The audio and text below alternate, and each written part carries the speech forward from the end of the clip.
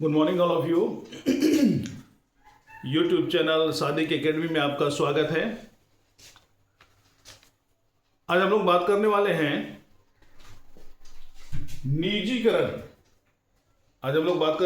निजीकरण। प्राइवेटाइजेशन।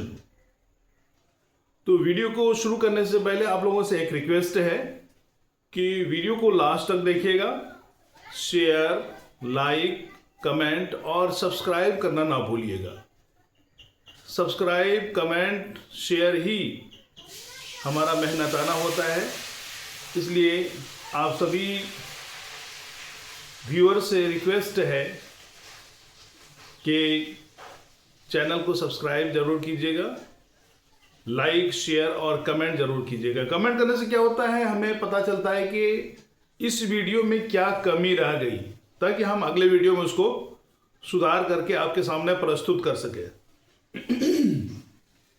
तो चलिए आज हम लोग बात करते हैं निजीकरण। निजीकरण का मतलब क्या होता है? कोई चीज सरकारी है, उसका निजीकरण कर दिया जाना। सरकारी है, उसको निजी व्यक्ति के हाथों में या फिर किसी संस्था के हाथों में सुपुर्द कर देना। उसके उत्पादन और प्रबंधन के लिए वो संस्था या कोई व्यक्ति विशेष जिम्मेदार होंगे, उसकी देखरेख वही करेंगे। देखिए, निजी क्षेत्र द्वारा सार्वजनिक क्षेत्र के उद्यमों पर पूर्ण रूप से या आंशिक रूप से स्वामित्व प्राप्त करना तथा प्रबंधन करना निजीकरण कहलाता है। क्या कहलाता है? निजी क्षेत्र द्वारा सार्वजनिक क्षेत्र के उद्यमों पर पूर्ण रूप से या आंशिक रूप से स्वामित्व प्राप्त करना तथा प्रबंधन करना, यह निजीकरण कहलाता है। क्या कहलाता है? निजीकरण कहलाता है। एक दौर था कि जितने भी निजी संपत्ति था, निजी किसी की संस्था थी, प्राइवेट थी, उसको सरकार ने सार्वजनिक कर दिया। यानी सरकार ने अपने नियंत्रण में ले लिया, पब्लिक सेक्टर में ले लिया। तो उस समय दिक्कत हो रही थी कि नहीं, हम नहीं देंगे, ये निजीकरण से बचाओ, सरकारीकरण से बचाओ। जैसे बैंक 1969 में 14 बैंकों का राष्ट्रीयकरण कर दिया गया। तो बैंक वाले ये चिल्ला रहे थे कि हमारी संपत्ति चली गई, उसमें जितने भी अकाउंट होल्डर है उसकी संपत्ति चली जाएगी, उसका पैसा चला जाएगा, इसलिए सरकारीकरण से बचाओ। और आज के दौर में कहते हैं निजीकरण से बचाओ, सरकारी ही रहने दो, निजीकरण से बचाओ। तो पहले निजीकरण समझ में आया? कोई सरकारी संस्था है, उसको किसी व्यक्ति विशेष के हाथों में या किसी संस्था के हाथों में उसके प्रबंधन एवं संचालन, उत्पादन की जिम्मेदारी सौंप देना ही निजीकरण कहलाता है। आज के दौर में सरकार सार्वजनिक क्षेत्र को निजी क्षेत्रों में क्यों धकेल रहा है?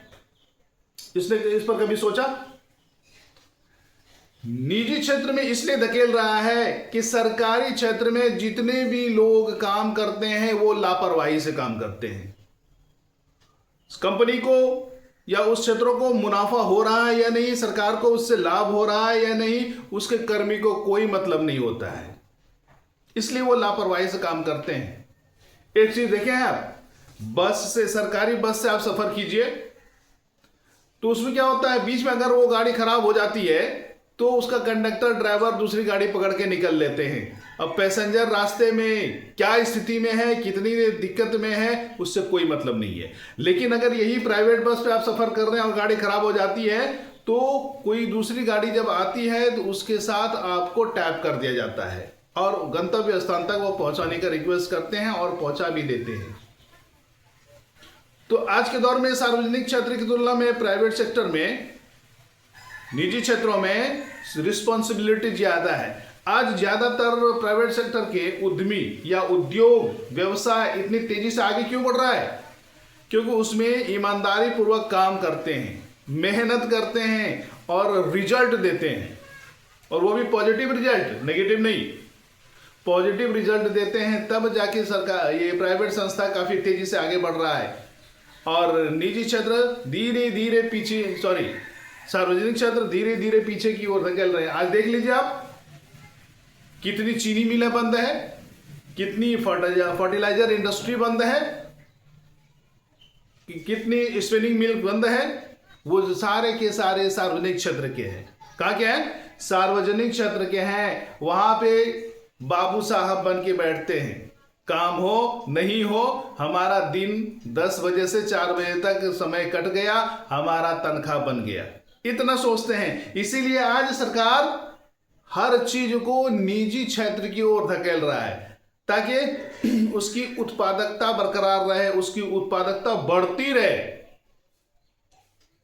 ये निजी क्षेत्र और सार्वजनिक क्षेत्र में अंतर, इसीलिए ये निजी क्षेत्र की ओर धकेल रहा है। निजीकरण कर, हर चीज का निजीकरण कर रहा है। रेलवे को भी निजीकरण कर रहा है, प्राय ये प्लेन को तो कर ही दिया है, एरोप्लेन को निजीकरण में तो कर ही दिया है। बहुत सारे प्राइवेट कंपनी वाला अपना प्लेन उड़ा रहा है। रेलवे में निजीकरण अभी रेलवे तो नहीं हुआ है, लेकिन स्टेशन का देख रेख, रख रखाव, साफ सफाई का इंतजाम किसी निजी क्षेत्र के हाथों में सौंप दिया है।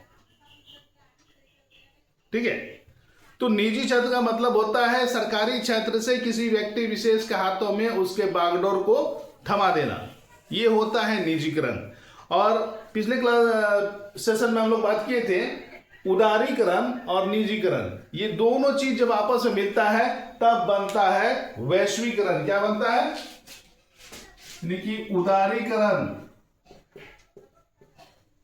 उदारीकरण प्लस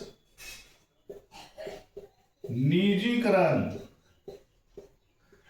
इज इक्वल टू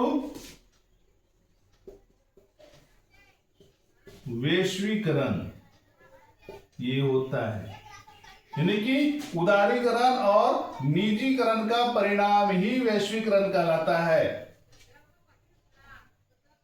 ठीक है, क्या होता है, उदारीकरण और निजीकरण का परिणाम ही वैश्वीकरण होता है।